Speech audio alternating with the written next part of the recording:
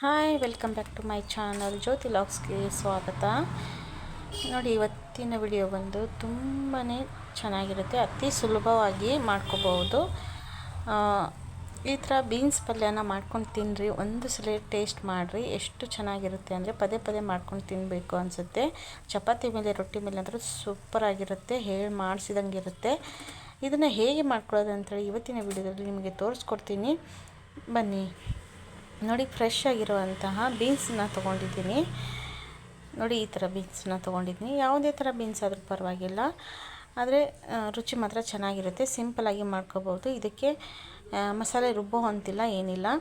Just ಒಗ್ಗರಣೆ ಕೊಟ್ಟು ಮಾಡಿಕೊಂಡ್ರೆ ಸಾಕು. ಈರುಳ್ಳಿ ಹಾಕಿ ತುಂಬಾ ಟೇಸ್ಟಿಯಾಗಿರುತ್ತೆ. ನೋಡಿ, ಈ ಥರ ಚಿಕ್ಕ ಚಿಕ್ಕದಾಗಿ ಕಟ್ ಮಾಡ್ಕೋಬೇಕು. ಬೀನ್ಸ್ನ ತೊಳೆದ್ಬಿಟ್ಟು ಕ್ಲೀನಾಗಿ ಈ ಥರ ಚಿಕ್ಕ ಚಿಕ್ಕದಾಗಿ ಕಟ್ ಮಾಡಿ ಇಟ್ಕೋಬೇಕು.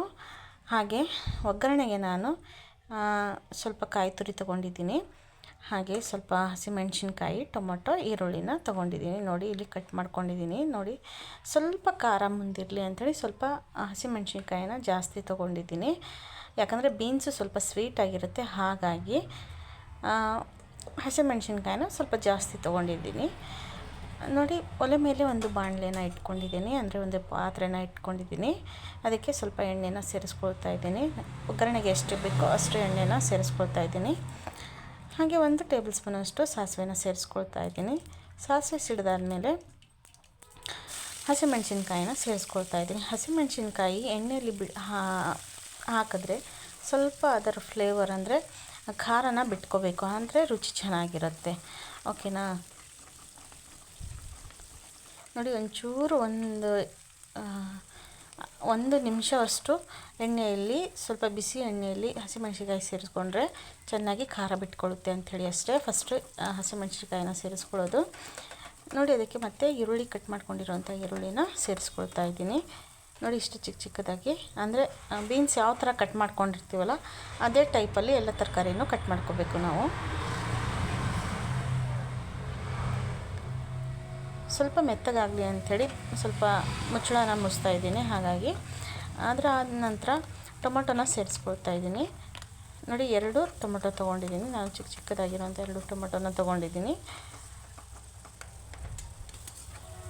ಇವು ಚೆನ್ನಾಗಿ ಮೆತ್ತಗಾಗಬೇಕು. ಚೆನ್ನಾಗಿ ಮೆತ್ತಗಾಗಲಿಕ್ಕೆ ಅಂತೇಳಿ ನಾನು ಉಪ್ಪನ್ನು ಸೇರಿಸ್ಕೊಳ್ತಾ ಇದ್ದೀನಿ. ಸ್ವಲ್ಪ ಬೇಗ ಮೆತ್ತಗಾಗುತ್ತೆ. ರುಚಿಗೆ ತಕ್ಕಷ್ಟು ಉಪ್ಪನ್ನು ಸೇರಿಸ್ಕೊಳ್ತಾ ಇದ್ದೀನಿ.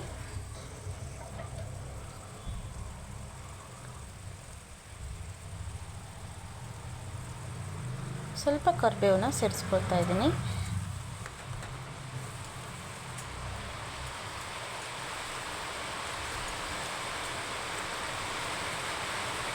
ಇದನ್ನು ಸ್ವಲ್ಪ ಮುಚ್ಚಳನ ಮುಚ್ಚಿಬಿಟ್ಟು ಮೆತ್ತಗೆ ಆಗೋ ಹಾಗೆ ಬೇಯಿಸ್ಕೊಳ್ಳೋಣ. ಎಣ್ಣೆಯಲ್ಲಿ ಚೆನ್ನಾಗಿ ಬೇಯಿಸ್ಕೊಳ್ಳೋಣ.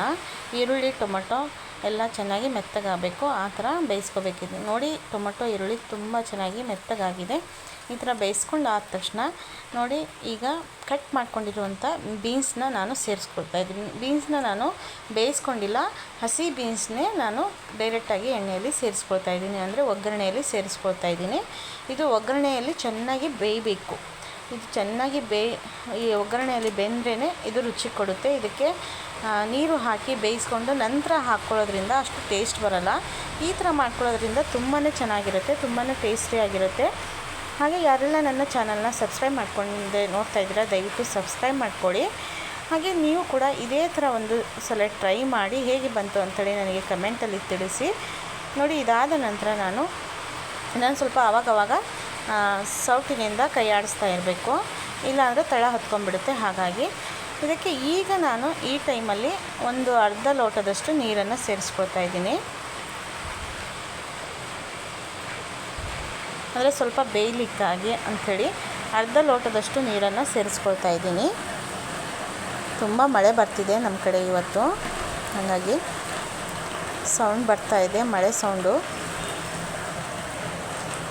ನೋಡಿ, ಈಗ ಇದಕ್ಕೆ ಅರ್ಧ ಟೇಬಲ್ ಸ್ಪೂನಷ್ಟು ಅರಿಶಿನ ಪೌಡ್ರನ್ನ ಸೇರಿಸ್ಕೊಳ್ತಾ ಇದ್ದೀನಿ.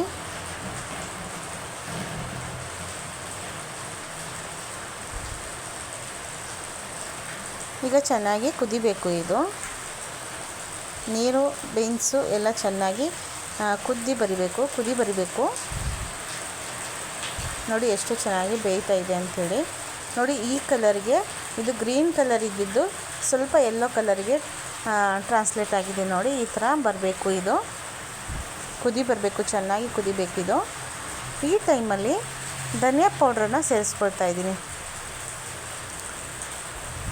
1 ಟೇಬಲ್ ಸ್ಪೂನಷ್ಟು ಧನಿಯಾ ಪೌಡ್ರು, ಹಾಗೆ ಸ್ವಲ್ಪ ಗರಂ ಮಸಾಲಾನ ಸೇರಿಸ್ಕೊಳ್ತಾ ಇದ್ದೀನಿ.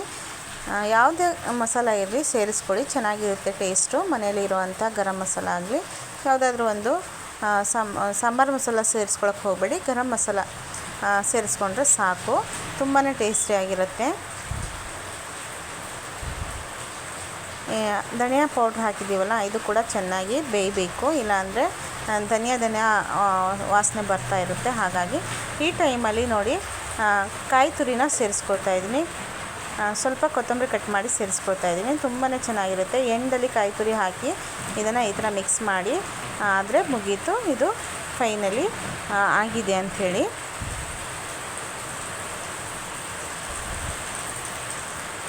ನೋಡಿ ಎಷ್ಟು ಚೆನ್ನಾಗಿ ಬಂದಿದೆ ಅಂದರೆ ರುಚಿನೂ ಕೂಡ ಅಷ್ಟೇ ಚೆನ್ನಾಗಿರುತ್ತೆ. ಚಪಾತಿ ಅಂತೂ ಎಷ್ಟು ಬೇಕಷ್ಟು ತಿನ್ಬೋದು, ಇದರಲ್ಲೇ ಹೊಟ್ಟೆ ತುಂಬಿಸ್ಕೋಬೇಕು, ಅಷ್ಟು ಚೆನ್ನಾಗಿರುತ್ತೆ. ವಿಡಿಯೋನ ನೋಡಿದ್ದಕ್ಕಾಗಿ ತುಂಬ ಧನ್ಯವಾದಗಳು.